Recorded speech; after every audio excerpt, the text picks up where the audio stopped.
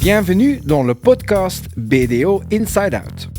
Aujourd'hui, nous partons en voyage avec Emily Paulis.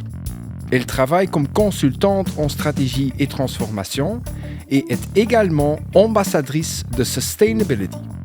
Emily nous explique ce que tout cela signifie exactement et comment ça touche à ses valeurs personnelles.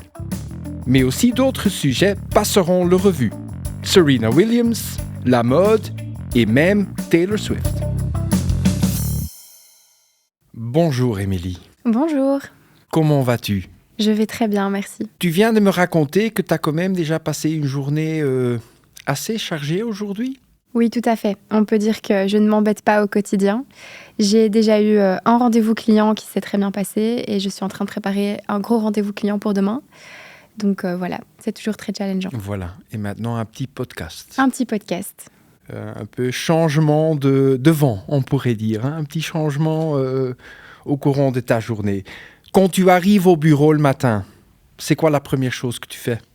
Déposer mes affaires, aller prendre un café, dire bonjour à mes collègues, leur demander s'ils vont bien, s'ils ont passé un bon week-end, si on est le lundi. Oui. Et ensuite, j'ouvre mon ordinateur, je regarde mes mails et c'est parti pour une journée de travail. Voilà, super. Et on peut te trouver surtout dans le bureau de Namur, hein? J'ai Namur, compris. oui, tout à fait. Namur, mais aussi la Hulpe ou le bureau de Bruxelles Centre, Toisandor. Voilà, et c'est là que tu travailles comme consultante en stratégie et transformation. Tout à fait, principalement pour le secteur public. Voilà, c'est quand même un titre, on pourrait dire riche, mais expliquez-nous un peu, ça consiste de quoi, être une consultante en stratégie et transformation?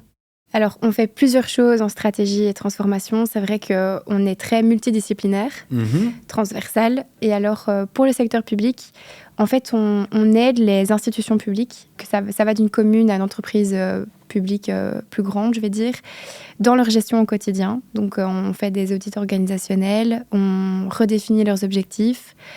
Et on peut aussi faire des bilans stratégiques ou les aider aussi à développer leurs plans stratégiques pour les années à venir.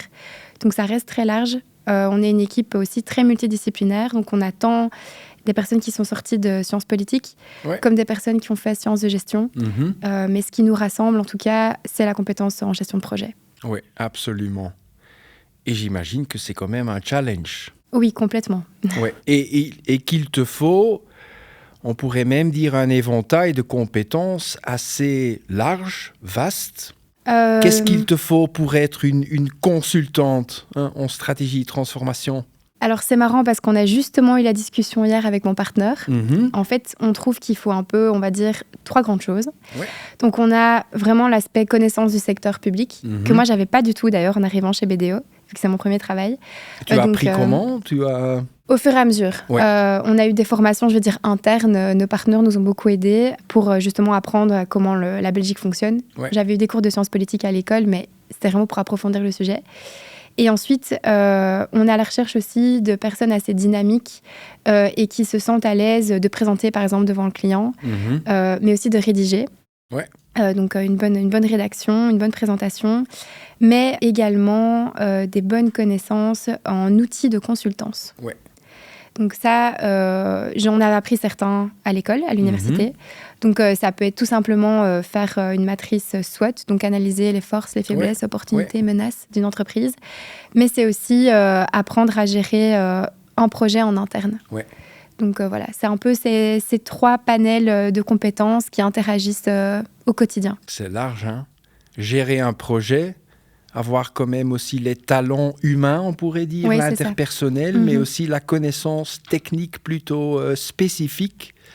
À côté de ça, tu es aussi une ambassadrice durabilité, Sustainability Ambassador. Tout à fait. Ça signifie quoi? Alors, les Sustainability Ambassadors, donc les ambassadeurs durabilité chez BDO, on est un petit groupe de personnes qui se sentent certainement plus touchées par la cause de la durabilité de manière générale, je vais dire. Et alors, ici, on fait des réunions en interne pour discuter d'initiatives, de projets internes au sein de BDO qui touchent la durabilité, mais la durabilité au sens large. Donc, ça touche l'environnement, mais aussi l'inclusion sociale. Ouais. Donc, on parle de l'identité des femmes, de l'identité de ce que ça signifie d'être parent chez BDO aussi, par exemple.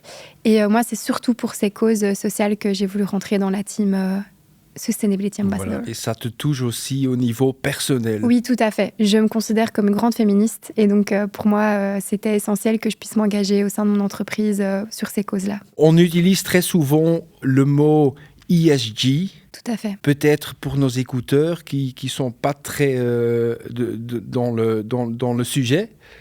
Ça signifie quoi, ESG ? Alors, ESG, c'est 3 acronymes. Donc, le E signifie environnement, le S signifie social et le G signifie gouvernance. Ouais. Donc, l'environnement, c'est tout l'aspect durable, le changement climatique. Le social, c'est l'inclusion sociale, l'égalité entre les hommes et les femmes, et également ce que ça signifie d'être parent. Et après, l'aspect gouvernance, c'est comment est-ce qu'on gère, on gouverne cette entreprise pour qu'elle soit plus durable. Oui, tout à fait. Et comme tu disais, il y a pas mal d'initiatives au sein de BDO. Tout à fait. Donc, par exemple, on a réduit les sachets de thé au sein du bureau de Namur. C'est que du thé en vrac.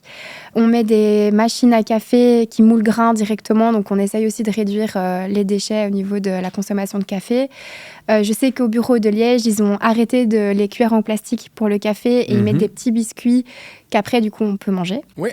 Et alors, au BDO de Namur, on essaye aussi de mettre en place un bulk, des petites de quoi grignoter de manière en vrac. Oui, voilà. Ouais. Des petites choses, mais des petites choses qui font quand même une différence importante. Hein. Tout à fait. Et dans ta vie personnelle, parce que tu me parlais, c'est quand même un sujet qui me touche au niveau personnel. Oui.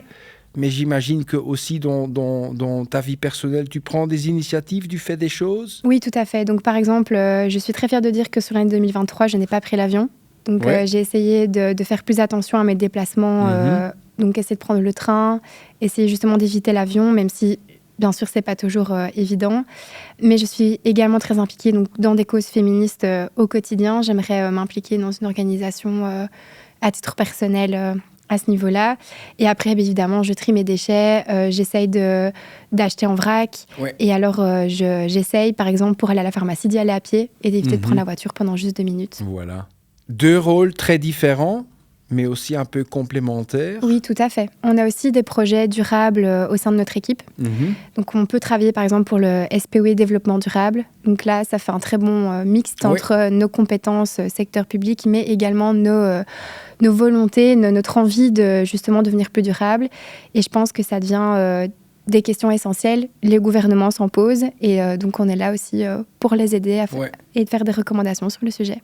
Mais quand même 2 rôles au même moment, une personne, on n'a que 24 heures dans une journée. Comment est-ce que tu fais pour garder cette balance ? C'est une bonne question. Je dirais que c'est pas toujours évident de savoir faire la balance justement entre les choses. Je veux dire que on est déjà heureux d'avoir un week-end. Pendant le week-end, on peut prendre du temps pour soi. Voilà. Et c'est important le soir de prendre du temps pour soi et de déconnecter. Mais voilà, quand j'ai commencé à travailler, ça a été difficile. Ça a été dur d'essayer de trouver un équilibre, justement, vie professionnelle et vie privée. Mais je pense qu'au fur et à mesure, il faut s'écouter. Ça reste le plus important. Et au fur et à mesure, ça se fait automatiquement. Et j'imagine que BDO t'aide quand même dans ce challenge. Bien sûr. L'avantage chez BDO, c'est qu'on a nos people managers, les moments me at BDO, où là, on est vraiment avec notre manager responsable de notre carrière chez BDO, je vais dire, pour les personnes qui nous écoutent. Et donc là, c'est vraiment l'occasion d'expliquer, voilà, en ce moment, ça va pas trop dans ma vie.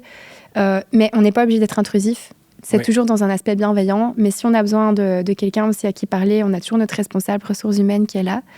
Et ça, je trouve que c'est une vraie richesse chez BDO, c'est de pouvoir se sentir écouté. La possibilité est là. Et voilà, tu as toujours cette opportunité de parler, d'exprimer tes idées, tes sentiments. C'est tout à fait une très bonne chose, très importante. Hein. C'est ton premier job ? Oui. Pourquoi BDO ? Parce que comme consultante, j'imagine, il y a aussi évidemment d'autres opportunités, d'autres organisations, mais tu as quand même choisi pour nous. Pourquoi ?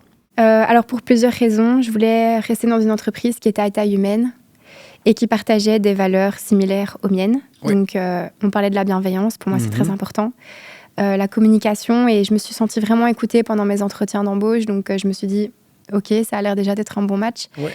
Et ensuite, l'aspect durable. Je ne me voyais plus du tout, plus du tout, j'avais jamais travaillé, mais dans le sens où je ne me voyais pas, en tout cas, travailler pour une entreprise qui ne s'impliquait pas dans l'aspect durabilité. Et j'ai eu des contacts avec un un partenaire via une organisation de mon école.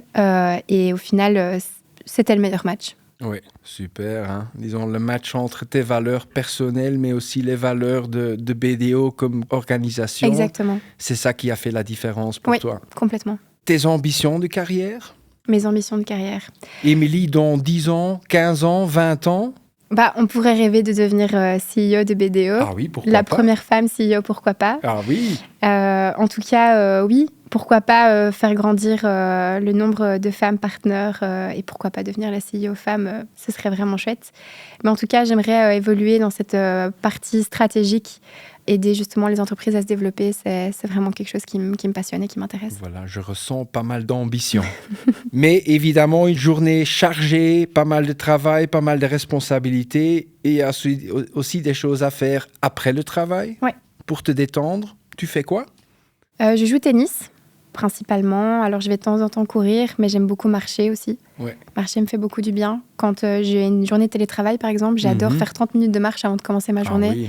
Ça me permet de souffler et pas juste de me lever de mon lit et d'aller directement à mon bureau. Il y a quand même une pause entre les deux.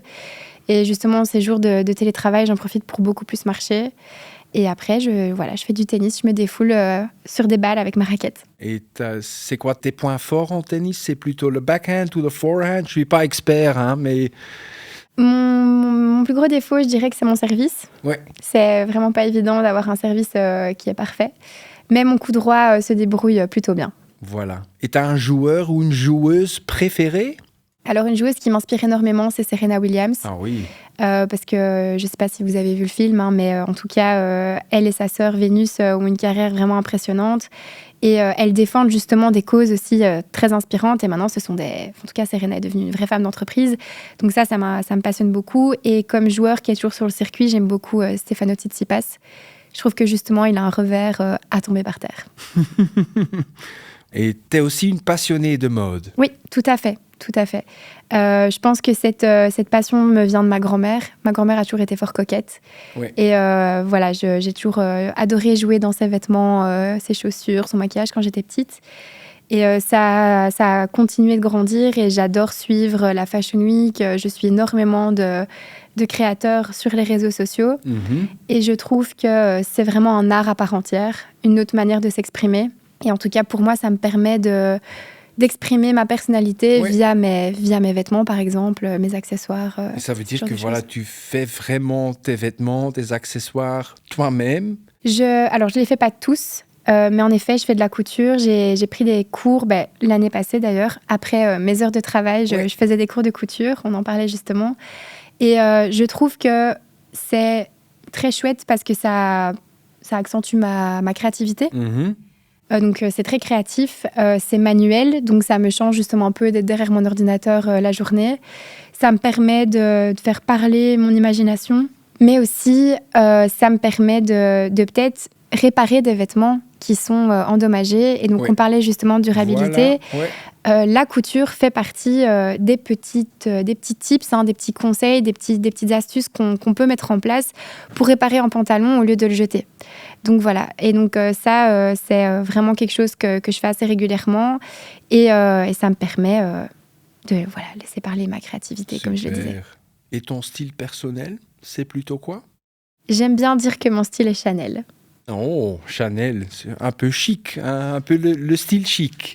Disons que c'est beaucoup noir et blanc. Je crois que ça, aujourd'hui, je suis également habillée en noir et blanc. Et c'est un peu la patte de Chanel, le noir et blanc. Et puis les petits tailleurs avec un petit chemisier, j'aime beaucoup. Voilà. Mais alors, le créateur qui m'inspire le plus niveau haute couture, c'est Schiaparelli. Mm-hmm. Je ne sais pas du tout si vous connaissez. Pas trop. Non, pas trop. Mais il est très... c'est une marque très inspirante qui fait vraiment des pièces uniques. Et d'ailleurs, Taylor Swift est habillée en Schiaparelli aux Grammy Awards. Donc, ça veut dire que ça donne quand même un peu de visibilité si tu peux t'associer avec une star pareille. Exactement. Ah, génial. Une dernière petite question. Imaginons...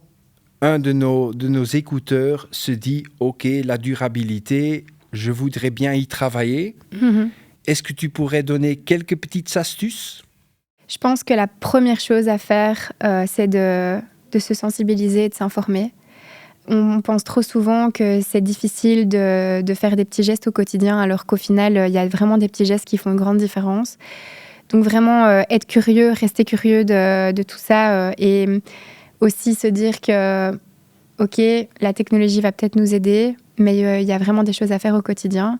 Donc, c'est tout bête, hein, mais vraiment essayer de marcher le plus possible pour aller faire ses courses, trier ses déchets. On le dit souvent et ça peut vraiment paraître bête, mais ça fait une différence. Et voilà, je pense que si tout le monde se sent un jour impliqué dans la cause, on s'en sortira. Voilà. Et c'est surtout les petites choses qui font la différence à la fin. Hein. Ça, c'est clair. Hein. Tout à fait. Je voudrais bien te remercier, Émilie, pour cette conversation. Merci à toi. Et peut-être on aura l'opportunité de se reparler en étant CEO de BDO. On ne sait jamais. Hein. Peut-être. Dans quelques années pour voir la suite. Voilà. Je te souhaite bonne chance et bonne journée. Merci à toi aussi.